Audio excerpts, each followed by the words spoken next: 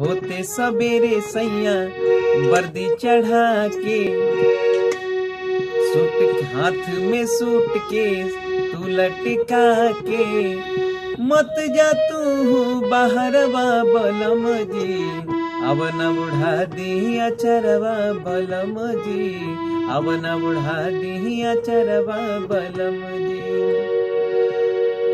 फौज के नौकरी बा कैसन ई नौकरी, भले तू ढोले त घर ही में टोकरी। फौज के नौकरी बा कैसन ई नौकरी, भले तू ढोले त घर ही में टोकरी।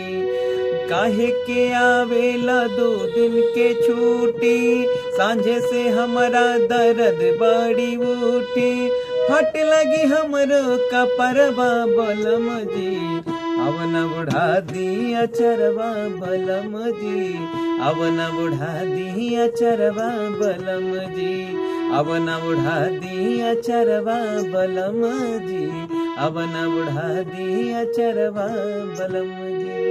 धन्यवाद। अगर मेरा सॉन्ग अच्छा लगे तो कृपया मेरा चैनल सब्सक्राइब करें, लाइक कमेंट शेयर करें। जय हिंद, जय भारत, जय मैत्री। नमस्कार।